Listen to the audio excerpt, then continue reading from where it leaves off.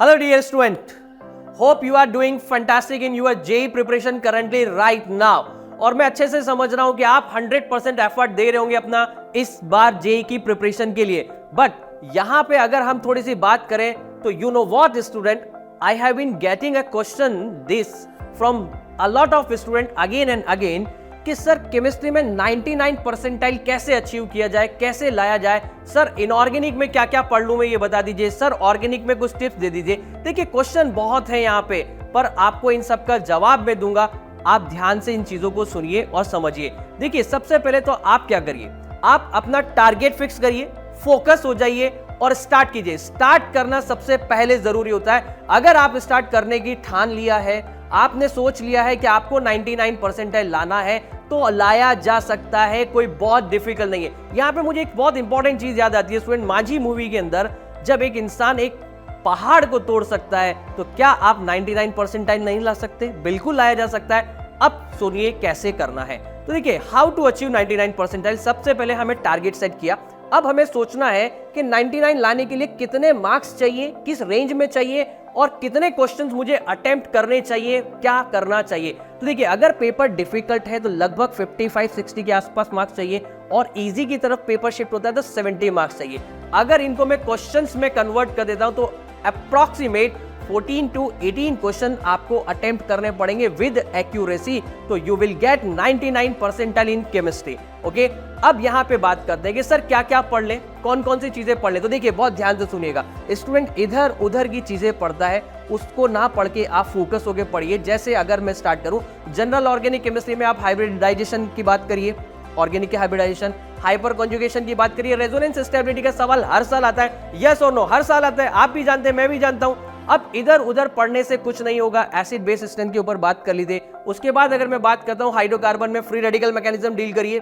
उसके बाद आप क्या करिए, मार्कोनिकॉव रूल पढ़िए, एनटीएमआर पढ़िए, एलिमिनेशन पढ़िए। बट स्टूडेंट को वही प्रॉब्लम है कि वो इधर उधर रैंडम पढ़ रहा है, तो आप इन पे फोकस रहिए। उसके बाद एल्काइल हैलाइड में SN1 SN2 हर साल सवाल देते हैं कि नहीं देते हैं, आप खुद श्योर करिए, कमेंट करके मुझे बताएं कि देते हैं कि नहीं देते। 100% देते हैं। SN1 पढ़िए, SN2 पढ़िए। उसके बाद एरोमेटिक कंपाउंड चैप्टर पूरा पढ़िए, इंपॉर्टेंट चैप्टर है, सिंपल रिएक्शन है, इधर उधर की बातें ना करिए। जेईई मेन में बहुत सीधे स्ट्रेट फॉरवर्ड सवाल आते हैं, सीधी रिएक्शन। कई बार तो रिएजेंट पूछ लेता है, बताओ RTR में कौन सा रिएजेंट यूज होता है, बताइए कॉल्बेस मिनट में कौन सा रिएजेंट यूज होता है, सीधा पढ़ लीजिए। उसके बाद अगर मैं आपसे बात करूं, अमीन बहुत छोटा चैप्टर है, हर साल 1 से 2 क्वेश्चन आपको वहां देखने को मिल जाता है। और अगर आप देखेंगे तो गैब्रियल थैलेमाइड, उसके बाद अगर आप देखेंगे तो HNO2 की रिएक्शन और बेंजीन डाइजोनियम क्लोराइड, बस ये 3 टॉपिक आपको पढ़ने हैं। तीनों टॉपिक के अंदर से क्वेश्चन बन जाएगा, श्योर बन जाएगा, हर साल इसमें से आपको क्वेश्चन देखने को मिल जाएगा। नेक्स्ट मिसलेनियस टॉपिक की बात करें तो सारे टेस्ट पढ़ जाओ आप, ऑर्गेनिक के टेस्ट में से एक क्वेश्चन श्योर आएगा।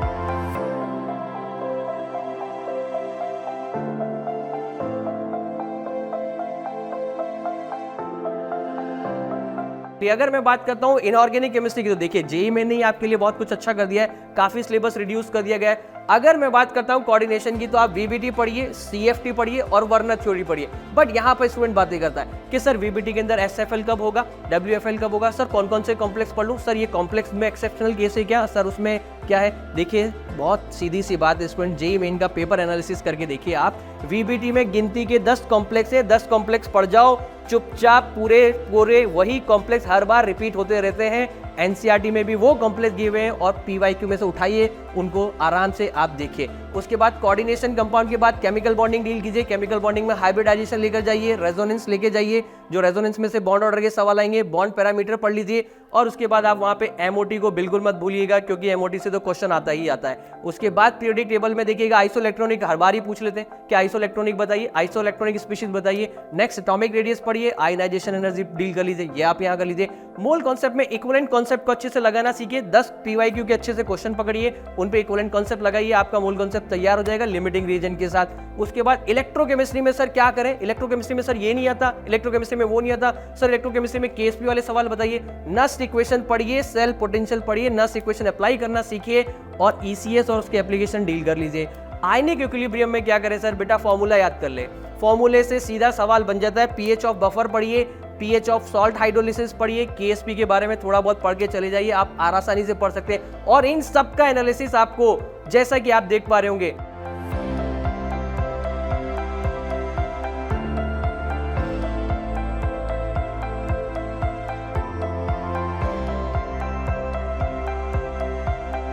आपको सीधा सीधा हम देंगे जेई एलन डिजिटल के जेई चैनल के ऊपर जेई उड़ान सीरीज के अंदर, और एडवांस के लिए जो तेजस सीरीज चल रही है। तो डिसाइड कीजिए कि आप अपनी डेस्टिनी चेंज करने के लिए तैयार हैं और आप इस बार कर रहेंगे। मुझे कमेंट करके बताइए। Thank you.